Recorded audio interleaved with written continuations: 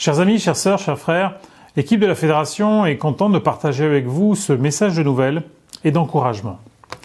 En relisant dernièrement le livre du prophète Daniel, je trouvais beaucoup de soutien dans la situation qui est décrite dans le chapitre 10 et qui correspond pour certains éléments à ce que nous vivons ces derniers mois. Daniel est toujours captif à Babylone. Il a accepté cette situation d'exil. Grâce à l'intimité de sa relation avec Dieu, il a même trouvé comment rendre sa déportation une occasion de témoignage.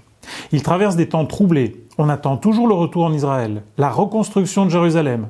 Cependant, Daniel, au lieu de se réfugier dans la plainte, la peur, l'insatisfaction, se met au service de ses contemporains, comprend leurs codes, dépasse leurs craintes et témoigne d'un Dieu présent, bienveillant et maître des événements, même si certaines étapes du projet divin lui échappent.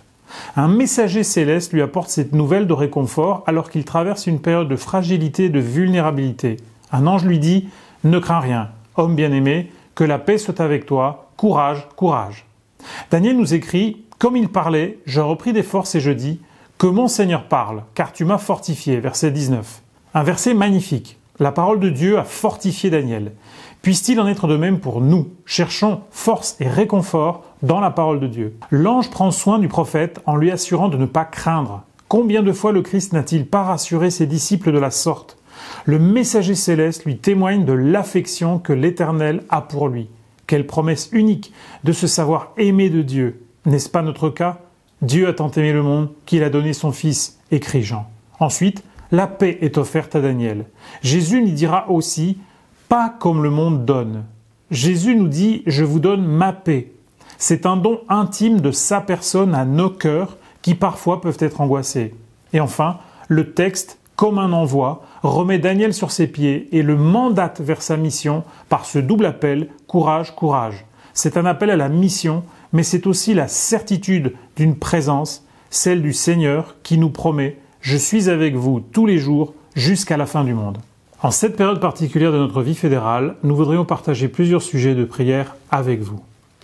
D'abord, prier pour l'Assemblée générale administrative de notre fédération sœur, la Fédération France-Nord. En effet, le reconfinement complique l'organisation de ce moment essentiel au bon fonctionnement de nos institutions.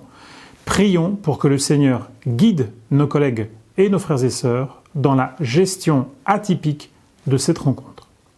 Pensons aussi à nos représentants nationaux, députés et sénateurs, afin que la loi, qui est à l'étude et qui vise à renforcer la laïcité et conforter les principes républicains, appelée aussi par certains loi contre le séparatisme, ne dépasse pas son objectif et ne vienne compliquer inutilement notre vécu associatif sur le territoire de notre République. Comprenons-nous bien, il est juste que l'État soit garant du bon droit, de la sécurité publique et de l'ordre républicain. Cela devient plus compliqué lorsqu'il limite la liberté de culte. Comme d'autres responsables religieux, nous rappelons que notre Église n'est en rien un danger pour la République. Elle offre consolation, espérance, fraternité et soutien.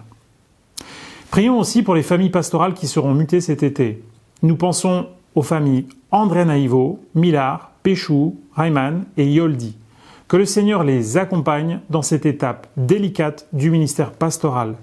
Que notre Père conduise aussi les communautés qui vont changer de pasteur. C'est toujours un moment à la fois inconfortable, mais aussi porteur de nouveaux défis. Nous souhaitons la bienvenue à 2 nouvelles collègues qui feront leur stage pastoral à partir de cet été. Bienvenue à Diane Régis et à Rose Mélène Eliscar. Soyez les bienvenus dans le corps pastoral de notre fédération. Je vous rappelle aussi la formation École du Sabbat qui aura lieu le 7 et 8 avril sur la chaîne YouTube de la Fédération. Merci à Bernard Sauvagna qui sera notre invité. Il a déjà été très apprécié dans ce cadre. Nous remercions de tout cœur le ministère de Stéphane Le Guilcher et d'Inès Sassou qui font preuve d'un esprit de créativité et de soutien unique dans ce département qui a souffert de l'absence d'un responsable fédéral pendant 4 ans. Merci pour leurs efforts dans cette période délicate. Pensez aussi à cet été. L'équipe du pôle Mission a programmé un camp meeting spécial New Star du 16 au 22 août au Moulin de l'Hérold. Pensez à vous inscrire pour cette rencontre qui a déjà fait tant de bien dans de nombreux parcours de vie et soutenu ou renforcé l'effort de témoignage dans plusieurs de nos communautés. Je conclus pour une fois en vous lançant plusieurs défis que j'ai piochés dans le jeu de cartes Loi de Dieu, la liberté en 10 paroles.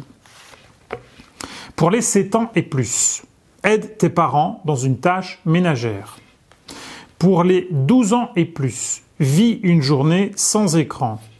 Pour les 18 ans et plus, envoie un message à tes parents pour dire que tu penses à eux. Pas toujours facile. Pour les 35 et plus, réfléchis à 3 traits de ton caractère qui t'empêchent d'être pleinement en relation avec Dieu. Bon courage à chacun, que la grâce de Dieu nous accompagne.